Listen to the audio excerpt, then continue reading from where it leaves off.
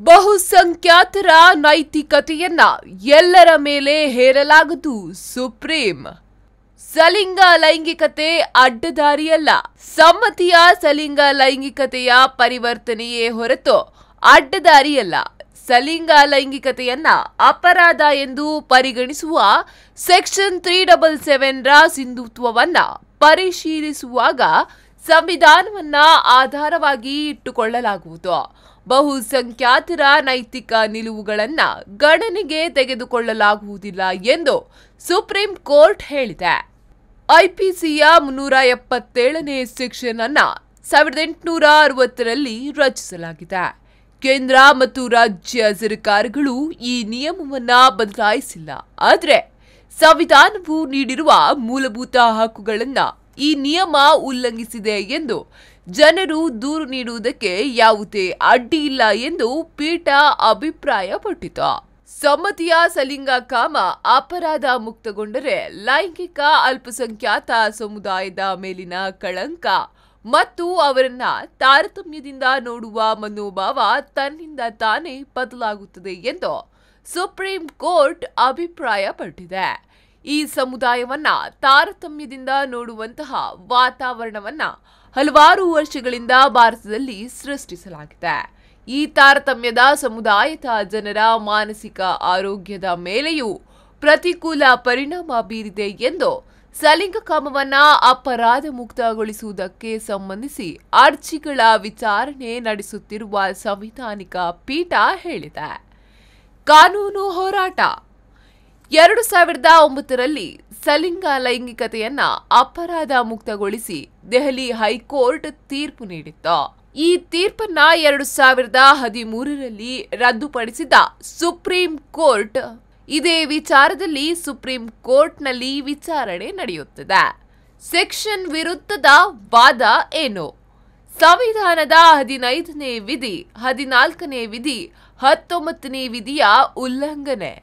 ಸಲಿಂಗ ಕಾಮ ಸಹಜ ಲೈಂಗಿಕ ಪ್ರವೃತ್ತಿ ಎಂದು ಅಮೆರಿಕದ ಮನಃಶಾಸ್ತ್ರೀಯ ಸಮಿತಿಗಳು ಹೇಳಿವೆ. ಸೆಕ್ಷನ್ 377 ಬದಲಾದ ಕೇಂದ್ರದ ನಿಲುವು, ಹೆಚ್ಚಿದ ನಿರೀಕ್ಷೆ. ಸಲಿಂಗ ಕಾಮವನ್ನ ಅಪರಾಧ ಎಂದು ಪರಿಗಣಿಸುವ ಭಾರತೀಯ ದಂಡ ಸಂಹಿತೆಯು ಸೆಕ್ಷನ್ 377ರ ಸಿಂಧುತ್ವದ ಬಗ್ಗೆ ನಿರ್ಧಾರ ಕೈಗೊಳ್ಳುವ ವಿವೇಚನೆಯನ್ನ ಸುಪ್ರೀಂ ಕೋರ್ಟ್ಗೆ ಕೇಂದ್ರ ಸರ್ಕಾರ ಬಿಟ್ಟುಕೊಟ್ಟಿದೆ. ಈ ವಿಚಾರದಲ್ಲಿ ಯಾವುದೇ ನಿಲುವು ತೆಗೆದುಕೊಳ್ಳದೆ ಕೇಂದ್ರ ಸರ್ಕಾರ ತಟಸ್ಥ ನಿಲುವು ತಳೆದಿರುವುದು ಪ್ರಮುಖ ಬೆಳವಣಿಗೆ. ಈ ಹಿಂದೆ ಸೆಕ್ಷನ್ 377 ಅನ್ನ ಅಪರಾಧದ ವ್ಯಾಪ್ತಿಯಿಂದ ಹೊರತಂದಾಗ ಅಧಿಕಾರದಲ್ಲಿದ್ದ ಸರ್ಕಾರಗಳು ಅದನ್ನ ಪ್ರಶ್ನಿಸಿವೆ. ಹೀಗಾಗಿ ಈಗ ಚೆಂಡು ಸುಪ್ರೀಂ ಕೋರ್ಟ್ ಅಂಗಳದಲ್ಲಿದೆ. ಈ ಕರಾಳ ಸೆಕ್ಷನ್ ಸಿಂಧುತ್ವದ ವಿಚಾರವನ್ನ ನಿರ್ಣಾಯಕವಾಗಿ ಅಂತ್ಯಗೊಳಿಸುವಂತಹ ಅವಕಾಶ ಏರ್ಪಟ್ಟಿದೆ. ಸೆಕ್ಷನ್ 377 ರ ಬಗ್ಗೆ ರಾಜಕೀಯ ನೇತಾರರು ಈವರೆಗೆ ಗೊಂದಲದ ನಿಲುವನ್ನ ಪ್ರದರ್ಶಿಸಿಕೊಂಡು ಬಂದಿದ್ದಾರೆ. ಈಗಲೂ ಈ ವಿಚಾರದ ಬಗ್ಗೆ ಖಚಿತ ನಿಲುವು ತಳೆಯುವ ಬದಲು ತಟಸ್ಥ ನಿಲುವು ಆಯ್ಕೆ ಮಾಡಿಕೊಂಡಿರುವಲ್ಲಿ ಹಿಂಜರಿಕೆ ವ್ಯಕ್ತವಾಗುತ್ತದೆ. ಪ್ರಮುಖ ರಾಜಕೀಯ ಪಕ್ಷಗಳ ನೇತಾರರಿಗೆ ಸಾಂಪ್ರದಾಯಿಕ ಮತದಾರರನ್ನ ಎದುರು ಹಾಕಿಕೊಳ್ಳುವ ಭೀತಿ ಬಹುಶಃ ಇದಕ್ಕೆ ಕಾರಣ ಇರಬಹುದು.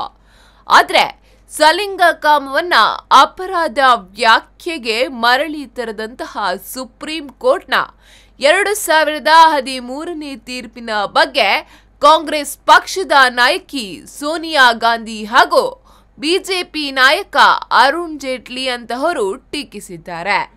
ಸಲಿಂಗ ಕಾಮವನ್ನ ಅಪರಾಧ ವ್ಯಾಖ್ಯೆಯಿಂದ ಕೈಬಿಡುವುದಕ್ಕೆ ಸಂಬಂಧಿಸಿದಂತೆ ಕಾಂಗ್ರೆಸ್ನ ಶಶಿ ತರೂರ್ ಅವರು ಮಂಡಿಸಿದ್ದ ಖಾಸಗಿ ಮಸೂದೆಯು ಲೋಕಸಭೆಯಲ್ಲಿ ಬಹುಸಂಖ್ಯಾತ ಬಲದಲ್ಲಿ ಸೋಲು ಕಂಡಿತ್ತು.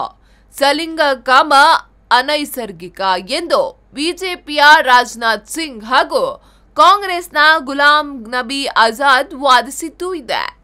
ಸೆಕ್ಷನ್ 377 ಸಂವಿಧಾನದ 14, 16 ಹಾಗೂ 21ನೇ ವಿಧಿಗಳ ಉಲ್ಲಂಘನೆಯಾಗಿದೆ ಎಂದು 2009ರಲ್ಲಿ ದೆಹಲಿ ಹೈಕೋರ್ಟ್ ಐತಿಹಾಸಿಕ ತೀರ್ಪನ್ನ ನೀಡಿತು. ಆದರೆ ಈ ತೀರ್ಪನ್ನ ರದ್ದು ಮಾಡಿ ಈ ಕುರಿತಂತೆ ಕಾನೂನು ತಿದ್ದುಪಡಿ ಮಾಡುವುದು ಸಂಸತ್ಗೆ ಸೇರಿದ್ದು ಎಂದು ಸುಪ್ರೀಂ ಕೋರ್ಟ್ 2013ರಲ್ಲಿ ತೀರ್ಪು ನೀಡಿತ್ತು.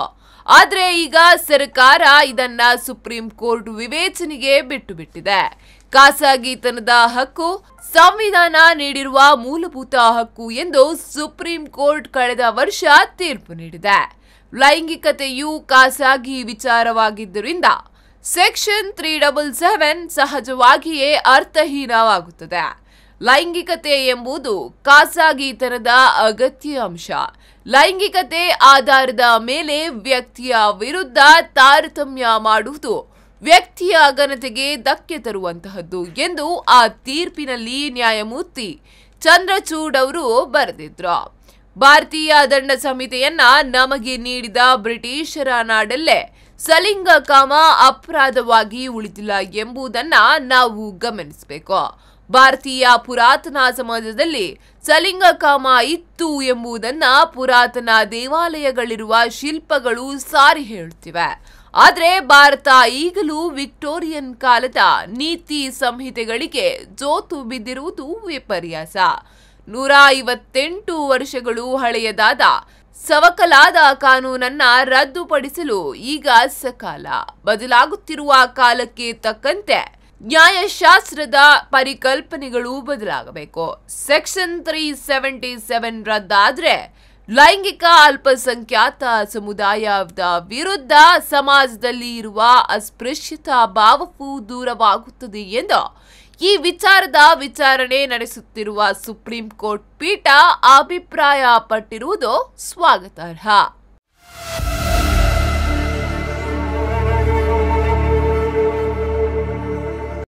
ರಾಷ್ಟ್ರೀಯ ಹೆದ್ದಾರಿ 55ರಲ್ಲಿ ರಸ್ತೆ ಮಧ್ಯೆ ಮಣ್ಣಿನ ರಾಶಿಗೆ ಬೆಂಗಳೂರು ಕಡೆಯಿಂದ ಬಂದ ಕಾರು ಡಿಕ್ಕಿ ಹೊಡೆದಿದೆ. ಇನ್ನು ಮಣ್ಣು ರಾಶಿ ಹಾಕಿದ ಜಾಗಕ್ಕೆ ಸೂಚನಾ ಫಲಕ ಹಾಕದ ಕಾರಣ ಅಪಘಾತ ನಡೆದಿದೆ. ಇನ್ನು ಪ್ರಯಾಣಿಕರು ಕೂಡ ಸಣ್ಣ ಪುಟ್ಟ ಗಾಯಗಳಿಂದ ಪಾರಾಗಿದ್ದಾರೆ.